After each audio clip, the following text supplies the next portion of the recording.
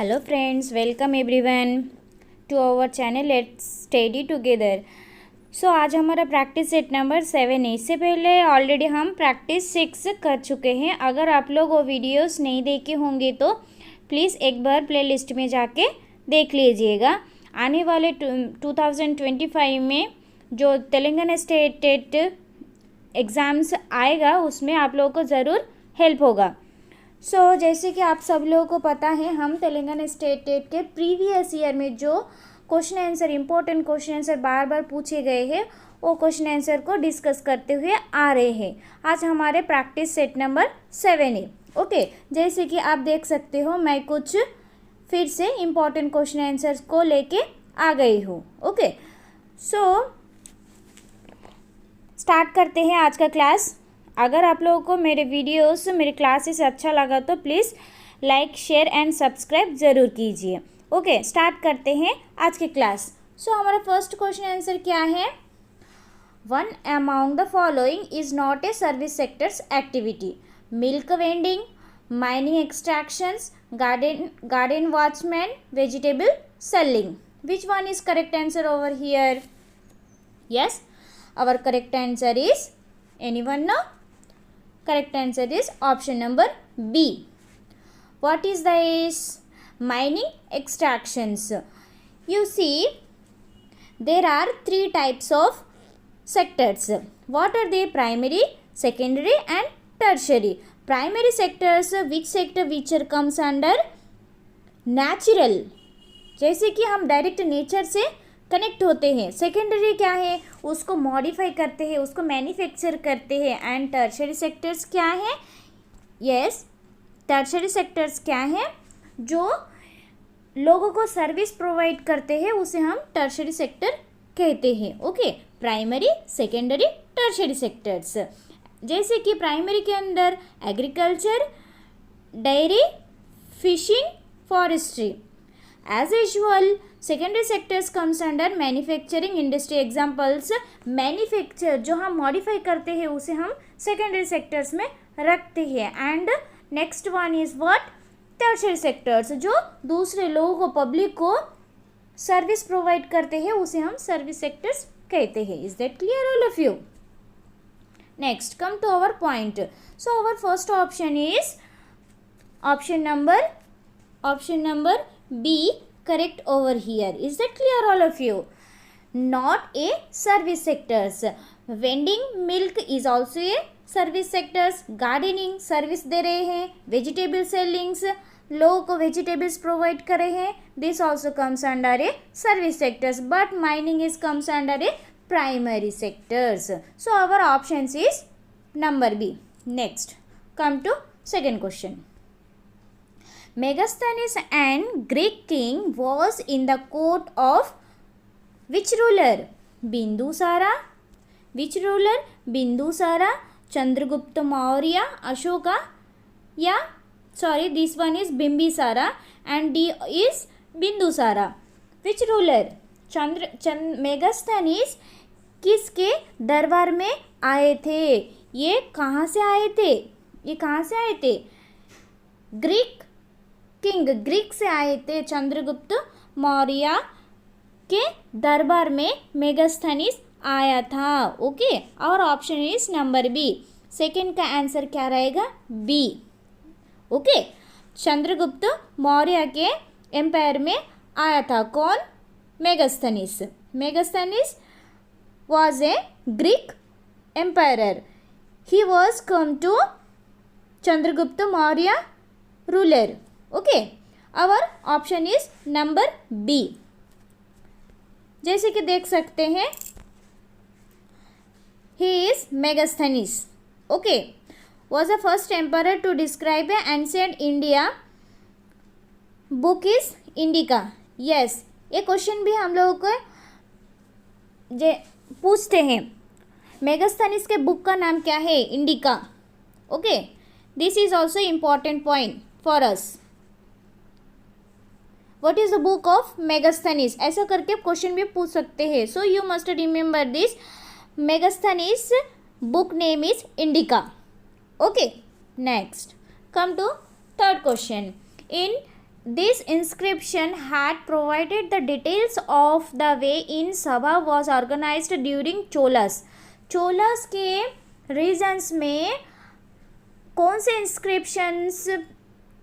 Inscriptions में सभा को अच्छा से ऑर्गेनाइज्ड करे हैं?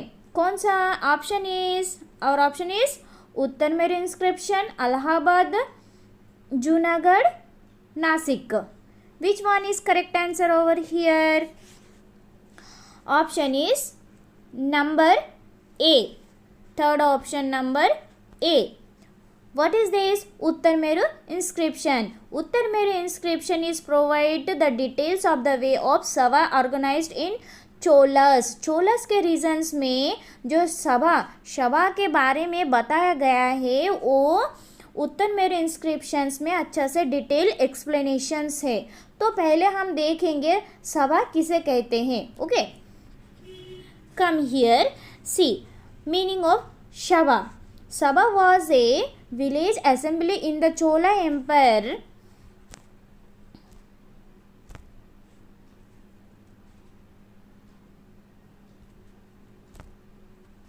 Yes, that was made up of Brahmins and was described the Uttar Meru inscriptions. वो क्या है? सभा क्या है? ब्राह्मण्स के विलेज, ब्राह्मणों के विलेज में जो मीटिंग्स हुआ करता था उसे हम सभा कहते हैं. ओके, इसे कहाँ पे एक्सप्लेनेशन है अच्छा से? उत्तर मेरू इंस्क्रिप्शंस में, उत्तर मेरू शिलालेख में, उत्तर मेरू लेख में अच्छा से डिस्क्राइब करे हैं. Okay, come to fourth question. और आंसर इज थर्ड का क्या रहेगा यहाँ पे? Third option answer is number A, third one, Uttaramerur inscriptions. Okay, come to fourth question. The Mahajanapadas which were not in India at present. यहाँ पे कुछ महाजनपदस के प्लेसेस, रीजन्स दिए गए हैं जिसमें से इंडिया में अभी एट प्रेजेंट स्थापित नहीं है. क्या है हमारा ऑप्शंस?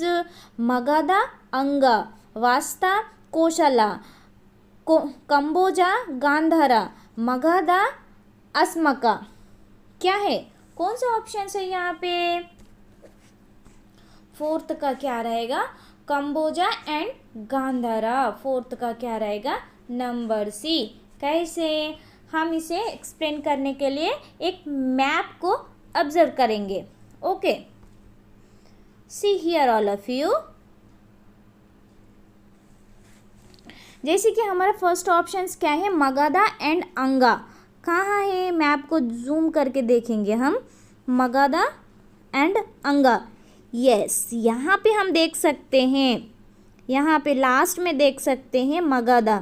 अंग कहाँ पे है? जस्ट उसके अप साइड, ऊपर. कोशाला यहाँ पे देख सकते हैं. अस्मका यहाँ पे नीचे साउथ साइड. ओके, पांचाला. और क्या है?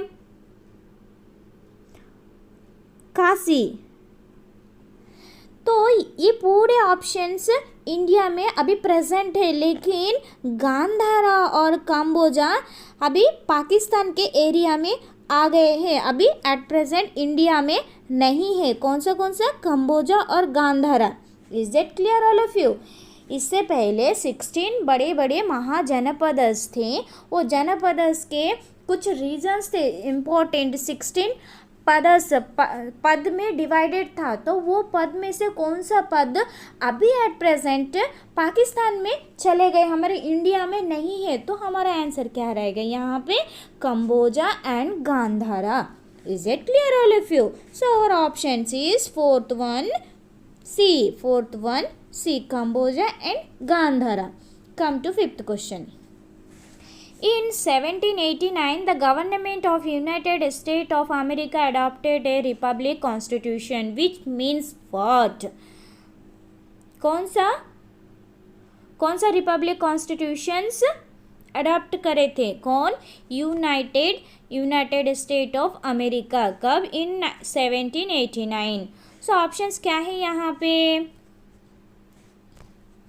United state would not be ruled by the king but the representative elected by the people. The United States would be ruled by the king with limited power. The United States would not be ruled by the king but the representative nominated by the state. The United States would not rule by the king but by the representative nominated by the king. So यहाँ पे different types के options दिए गए हैं हम लोगों को confuse करने के लिए. एग्जामिनेट्स हम लोगों को कंफ्यूज करने के लिए डिफरेंट टाइप से क्वेश्चंस के ऑप्शंस को मोल्ड करके दिए गए हैं. यहाँ पे करेक्ट आंसर फिफ्थ का क्या रहेगा? फर्स्ट रहेगा. सिंपली क्या है? United state would not be rule by the king. कोई भी किंग को स्टेट रूल नहीं करेगा. and but by the representative elected by the people. Representative, जो भी रिप्रेजेंटेटिव बनेगा, जो भी रूलर बनेगा, वो कहाँ से आएगा? पीपुल से इलेक्ट होके आएगा.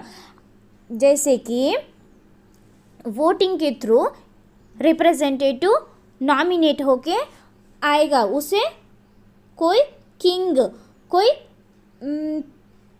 रूल, कोई भी किंग उसके किंग के सन या डॉटर रूल नहीं करेगा. डायरेक्ट पब्लिक से इलेक्ट होके आएगा. उसे कौन सा? उसे हम कॉन्स्टिट्यूशन स्टेट कहेंगे. कहाँ के? यूनाइटेड स्टेट ऑफ अमेरिका के कॉन्स्टिट्यूशंस कब अपनाए गए थे? 1789. So our option is number first. Our option is number first. Is that clear? Come to sixth question. In the 18th century, the second estates of France was nobility, which include what? Clergy and aristocratic class and bureaucratic class, merchants and bureaucratic class, clergy and bureaucratic class. कौन सा यहाँ पे correct रहेगा? Sixth का यहाँ पे correct रहेगा option number B. क्या है यहाँ पे option number B? Aristocratic and bureaucratic. Aristocratic and bureaucratic. So यहाँ पे पहले हम देखेंगे ये स्टेट्स क्या है. ये state means what? A large area of land in the country side that is owned by people, person और ए फैमिली. ओके, क्या है ये स्टेट्स? कोई भी फैमिली या पर्सन्स उसे ओन करेगा, उसे रूल करेगा, उसे हम ये स्टेट कहेंगे. नोबिलिटी मीन्स क्या है? The group of people who belongs to the highest social class and have special title. Highest उसका पोजीशन अच्छा है और स्पेशल टाइटल उसका अच्छा नाम दे बोले तो जो हाई पोजीशन, जिसका फैमिली कंडीशन, फैमिली बैकग्राउंड अच्छा है, उसे हम नोबिलिटी कहेंगे. और एरिस्टोक्रेटिक ब्यूरोक्रेटिक क्या है? An aristocratic class is a providing social class of people who usually have high birth. High birth means जिसका फैमिली बैकग्राउंड हाई है, जो रिच फैमिली से आए हैं, उसे एरिस्टोक्रेटिक कहेंगे. और ब्यूरोक्रेटिक क्या है? While a bureaucratic class is A group of people who hold office positions and administrations of the government. जो गवर्नमेंट के काम काज को संभालते हैं उसे हम ब्यूरोक्रेटिक कहते हैं इजी लैंग्वेज में. और एरिस्टोक्रेटिक क्या है? जो हाई बर्थ हैं, हाई फैमिली में बर्थ है, उसे हम एरिस्टोक्रेटिक कहेंगे. सो ऑप्शंस हमारे क्या है यहाँ पे? 18th सेंचुरी में जो फ्रांस के ये स्टेट, सेकेंड ये स्टेट था, वो कौन सा नोबिलिटी में था? कौन सा नोबिलिटी में इंक्लूड हुआ था? ऑप्शंस क्या है यहाँ पे? Correct answer aristocratic and bureaucratic. Aristocratic means क्या है? जो हाई फैमिली, जो रिच फैमिली से आया था. और ब्यूरोक्रेटिक मीन्स जो लॉन्ग टाइम से गवर्नमेंट के काम काज को संभाल रहा था, उसे हम ब्यूरोक्रेटिक कहेंगे. Clear? Next come to 7th question. During Kakatiya period Nayakar system was prevent during the reasons of what? Ganapati Deva and Rudradeva, Mahadeva and Ganapati Deva, Prolaraja first and Mahadeva, next Rudramma Devi and Pratap Rudra second. कौन सी यहाँ पे करेक्ट रहेगा 7th का ऑप्शंस? यस, 7th का क्या रहेगा यहाँ पे करेक्ट आंसर? 7th का रहेगा डी। क्या है 7th का? डी। ओके, काकतीय पीरियड में जो नयंकर सिस्टम था, नयंकर सिस्टम क्या है हम नीचे देखेंगे। नयंकर सिस्टम था उसमें कौन सा रीजन था? नयंकर सिस्टम कौन सा रीजन में, किसके रीजन में आया था? तो किसके रीजन में आया था? रुद्रम्मा देवी के और प्रताप रुद्र सेकेंड के रीजन्स में आया था। कौन सा? नयंकर सिस्टम। ओके, नयंकर सिस्टम क्या है हम देखेंगे पहले। Nayankara system was a provincial government in the Kakatiya kingdoms that was similar to European feudalism. This system was characterized by the following features. क्या है यहाँ पे characterized features? The ruler owned all the lands and assigns to the general was known as Nayankars. Okay. Nayankars are revenue right over the land they were assigned called Amaram. Okay, revenue लेते थे वहाँ उसके पास से। और नयंकर्स वे responsible for maintaining a certain number of soldiers to serve the king. क्या है यहाँ पे?